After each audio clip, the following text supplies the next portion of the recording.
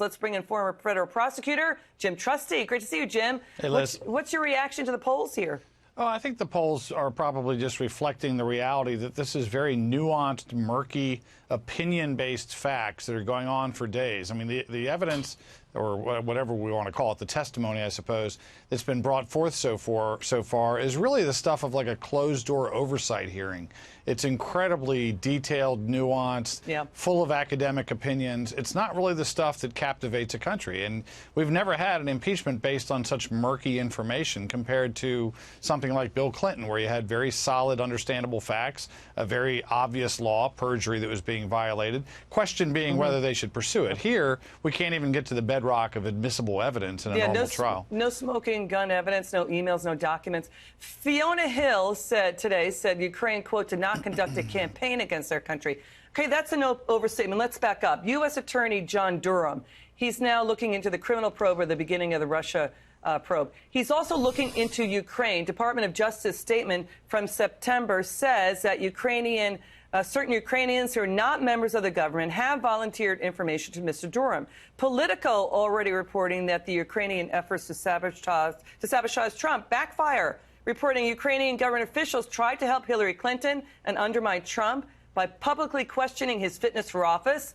They also disseminated documents implicating a top Trump aide, Paul Manafort, in corruption, suggested Ukraine, were investigating the matter, and they helped Clinton's allies research damaging information on Trump and helped advance the narrative that Trump's campaign was connected to Russia. So your reaction, why is Fiona Hill not acknowledging that?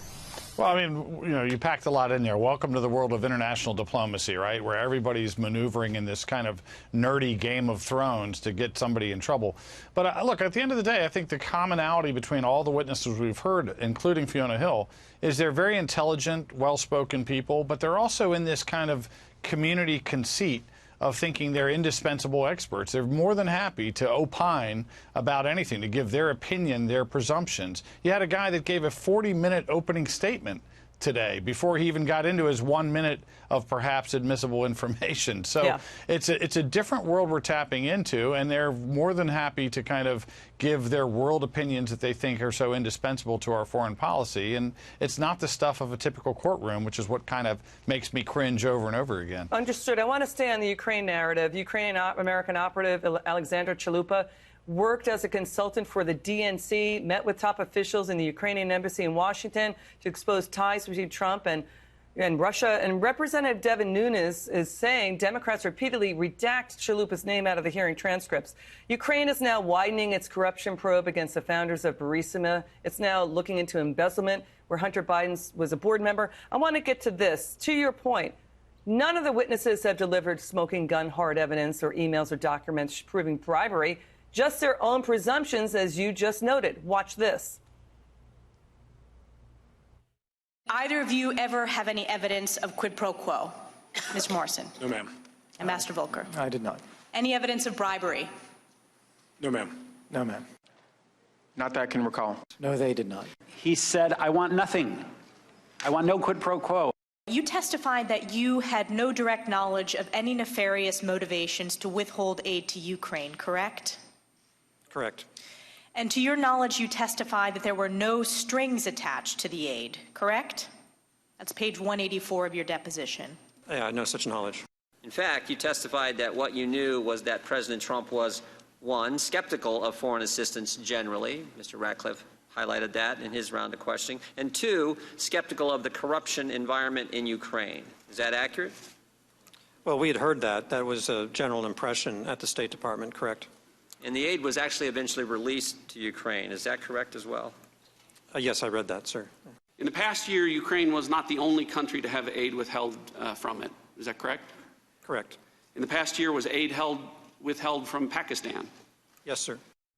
Okay, all you hear is I assumed, I gathered, I presumed, my personal belief. You know, the federal hearsay rule says in a criminal trial, witnesses cannot testify about something someone else said outside the courtroom.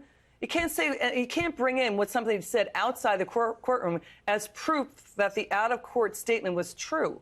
So I don't know how they wrap this all together into articles of impeachment.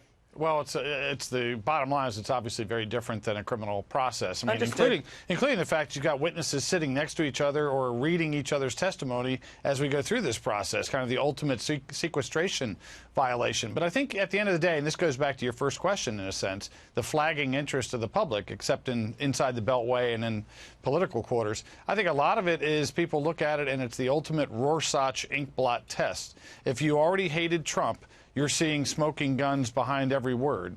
If you don't hate Trump, then you're saying, what is this cheapening of the impeachment process that we're seeing at the hands of Chairman Schiff? You've got a guy that does closing arguments about every 3 hours and runs out into the hall to give statements of guilt when he's supposed to be the judge or the prosecutor. To the media. Right. So Yeah. it's an insanely different world that we're seeing. But again, most people probably aren't moving in any particular direction because they've already seen enough of the process to distrust it if they're coming from the right, Yeah. or they already prejudged it like Adam Schiff did from the left.